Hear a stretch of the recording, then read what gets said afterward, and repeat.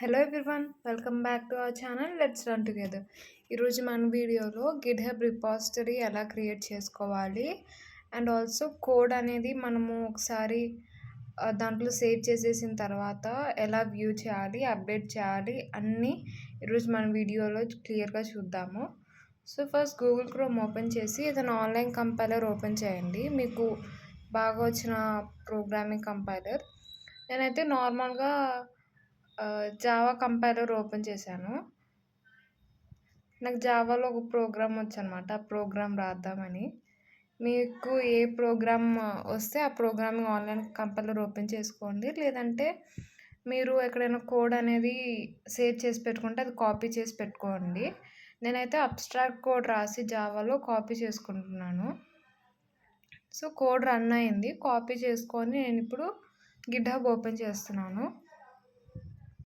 మీకు ఎక్కువగా యూజ్ చేసుకునే వెబ్సైట్స్ కానీ యాప్స్ కానీ ఏమైనా ఉంటే డెస్క్టాప్ మీద మ్యాక్సిమం సేవ్ చేసుకోవడానికి చూడండి, ఎందుకంటే అప్పుడు మనకి ఈజీగా యాక్సెస్ చేయడానికి వీలవుతుంది. సో గిట్హబ్ ఓపెన్ చేసిన తర్వాత మనకి రైట్ టాప్లో మనకి ప్లస్ బటన్ కనిపిస్తుంది కదా, ఇక్కడ చూపించినట్టు. దాని మీద క్లిక్ చేసి న్యూ రిపాజిటరీ మీద క్లిక్ చేయండి.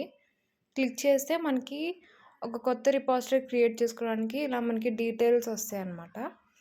ఇక్కడ వచ్చేసి మీరు రిపాజిటరీ నేమ్ అని ఉంది కదా, అక్కడ వచ్చేసి మీరు ఏ ప్రోగ్రామ్ రాశారో ఆ ప్రోగ్రామ్ నేమ్ అనేది ఇవ్వండి. నేను జావాలో అబ్స్ట్రాక్ట్ కోడ్ రాశాను కాబట్టి నేను అబ్స్ట్రాక్ట్ ప్రోగ్రామింగ్ జావా అని పెట్టాను.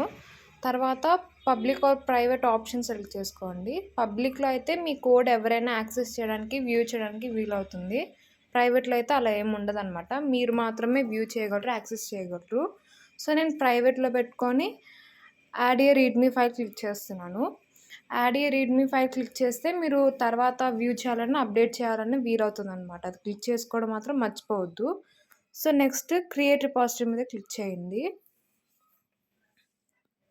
క్రియేట్ రిపాజిటరీ మీద క్లిక్ చేసిన తర్వాత ఇక్కడ యాడ్ ఫైల్ ఉంది కదా, దాని మీద క్లిక్ చేయండి. క్లిక్ చేసి క్రియేట్ మీద క్లిక్ చేయండి. సో ఇక్కడ వచ్చేసి నేను ఇందాక అబ్స్ట్రాక్ట్ కోడ్ కాపీ చేసుకున్నాను కదా, అది పేస్ట్ చేస్తున్నాను. మీరు కూడా మీరు రాసుకున్న కోడ్ ఏదైనా ఉంటే అది పేస్ట్ చేసుకోండి. సో పేస్ట్ చేసిన తర్వాత ఇక్కడ మళ్ళీ పైన మనకి నేమ్ అడుగుతుంది అన్నమాట. అక్కడ వచ్చేసి నేను మళ్ళీ నేమ్ ఇస్తున్నాను, కోడ్ జావా అని చెప్పి.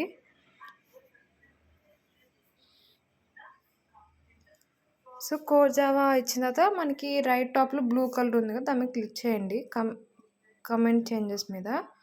సో మళ్ళీ ఆప్షన్ చూపిస్తుంది, మీరు చేంజ్ చేసుకోవాలనుకుంటే చేంజ్ చేయొచ్చు, లేకపోతే అవసరం లేదు.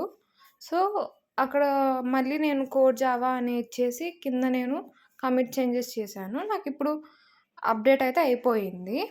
సో ఇప్పుడు నేను వ్యూ చేయాలంటే నా కోడ్ని అక్కడ మనకి కోడ్ జావా అని ఇక్కడ కనిపిస్తుంది కదా, దాని మీద క్లిక్ చేయండి. సో ఇది నార్మల్గా నేను పైన రీడ్మీ క్లిక్ చేస్తే నాకు నేను నేమ్ పెట్టుకున్నానో విజిబుల్లో వచ్చింది కదా. సో కింద కోడ్ జావా క్లిక్ చేస్తే మనకి కోడ్ అనేది వ్యూ అవుతుంది.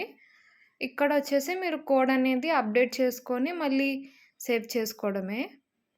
సో మళ్ళీ మీరు ఇంకొక రిపాజిటరీ క్రియేట్ చేయాలంటే ఫస్ట్లానే మళ్ళీ ఆ పైన ప్లస్ బటన్ యూజ్ చేసి న్యూ రిపాజిటరీ మీద క్లిక్ చేసి తర్వాత మీరు కోడ్ని మళ్ళీ చేసుకోవడమే అనమాట. ఇంకొక కొత్త రిపాజిటరీ క్రియేట్ చేసుకోవచ్చు ఇలాగా.